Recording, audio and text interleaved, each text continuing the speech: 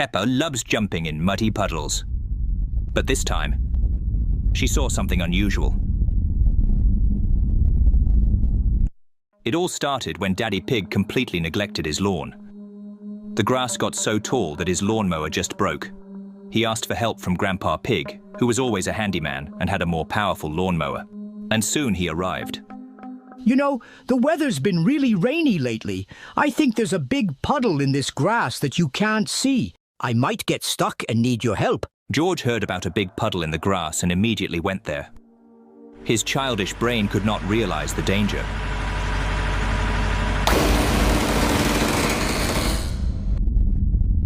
What was that? It took Grandpa Pig a minute to realize what had just happened. It couldn't have been anyone other than George. Animals around here don't wear blue clothing, the bloody piece of which he held in his hand. He didn't know what to do. He didn't want to think about how he would have to explain this to Daddy Pig. He took all the pieces of George he could find and hid them in the grass, but he himself was still covered in blood. Luckily, he was able to wash himself from the hose outside the house, which got him all wet. Where'd you get so wet? I'm just tired. I'll finish cutting the grass later. Let me sit here. I need to do something. I need to hide the remains. If they find out...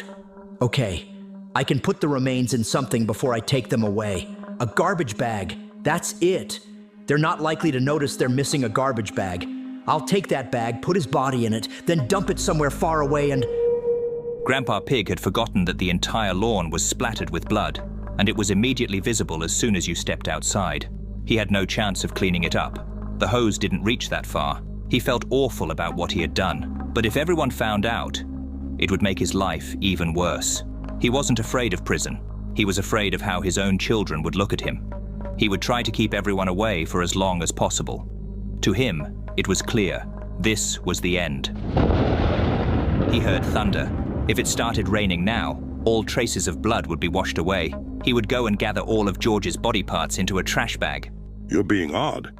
By the way, have you seen George? Yeah, don't worry. He went to the bathroom.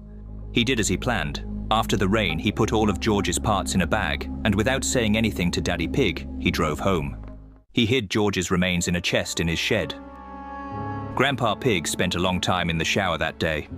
He was trying to wash off not just the blood, but also the sins he had committed. He also burned his old clothes. They had George's blood and DNA on them. They were evidence. He also wanted to burn George's remains, but he remembered that he would still have to deal with the bones, and his dog neighbors would definitely pick up the smell. To Granny Pig, this behavior seemed very strange. He had trouble falling asleep, but eventually slept until noon. When he woke up, he looked out the window. Granny Pig was heading straight to the shed. Yesterday, she had asked him what he had been doing there for so long, so it looked like she was starting to suspect something. He ran to her immediately and caught up just as she was coming out. She said she was just looking for the watering can. Looked like he was in the clear, for now. But Grandpa Pig decided to double-check that everything was properly hidden. That's when he discovered small pieces of George stuck between the blades of his lawnmower. If those had fallen out in front of Granny Pig, she would have understood everything instantly. Paranoia gripped him. What if he hadn't hidden all of George's pieces? There was only one way to find out. He stitched together all the parts of George, his own grandson. Oh, that was actually left in the trash bag by Peppa. And as it turned out, he had been right. Some of George's body and organs were missing. He sat for a long time thinking about it. The only explanation he could come up with was that the rain had been so heavy, the resulting streams had washed some of George's pieces away. He went to Peppa Pig's house, searched for a long time, but found nothing. Somewhere out in the world, small pieces of George are still lying around. But will anyone ever find them? Most likely the current carried them into the sewer.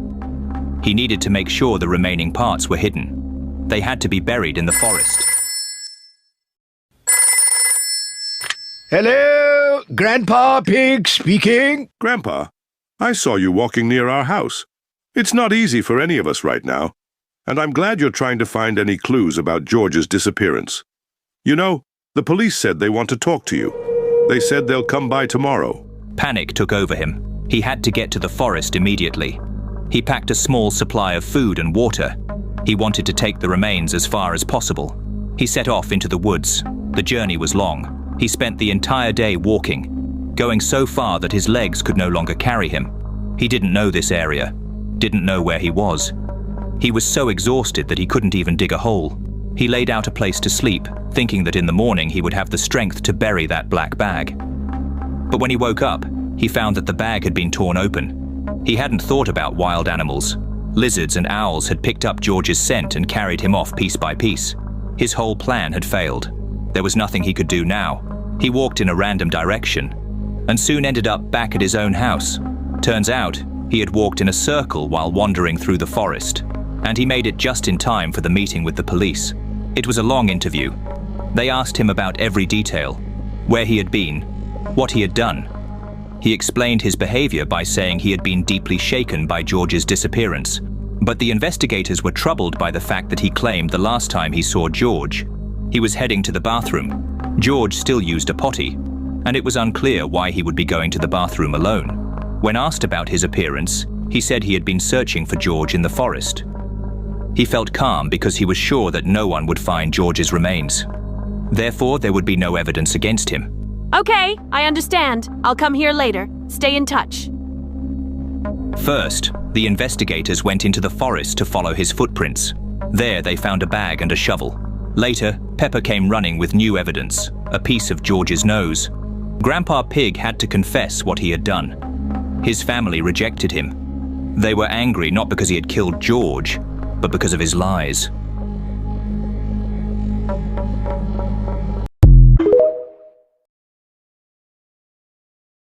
It was a sunny day. After jumping in muddy puddles, Peppa and George came home to play with their toys. Suddenly they heard a strange noise. Again. For about a month now, Peppa and George haven't felt comfortable at home. Their parents don't notice anything unusual, but they are very concerned about their children. They complain of a strange feeling. They say the house is haunted. Of course, Daddy Pig wrote it all off to the children's fantasies. They must have seen something on TV and got scared. But still, something had to be done to calm them down. When Mummy Pig took the children to the kindergarten, she consulted with Madame Gazelle.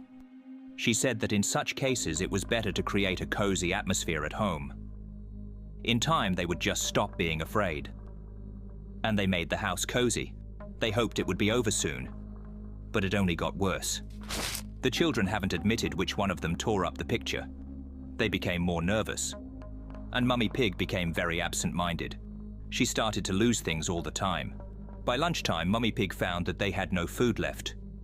It seems that because she was stressed, she had forgotten to buy food. So they all went to the supermarket. But when they got home, they found that all their knives were missing.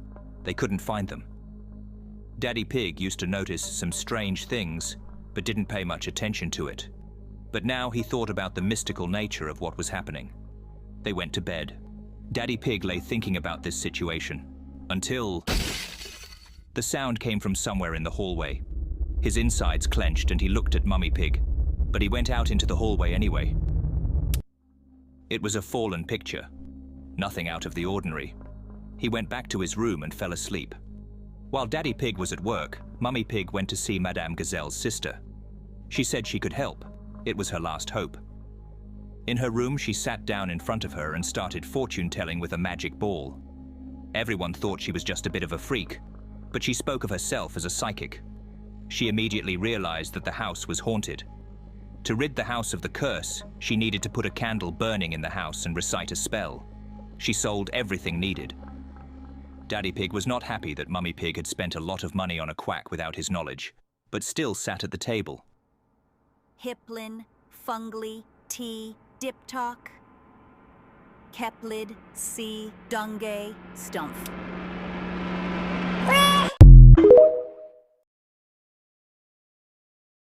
George cried out, extinguishing the candle.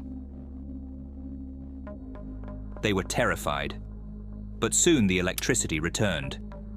They decided that the ritual was done and now they could live in peace. But George was the most frightened of all. He even refused to eat. Everyone went to bed, but George couldn't sleep.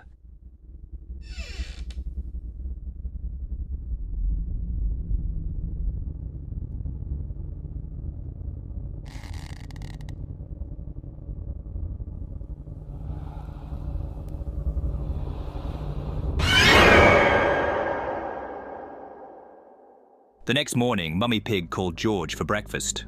He slept longer than usual today. He was lying in bed covered in dust. When he woke up, he was very frightened, saying something about a monster. But Mummy Pig thought he was just stressed out from last night. Daddy Pig, I told you not to wear muddy shoes home after you jumped in the puddles. You got the carpet all dirty. What are you talking about?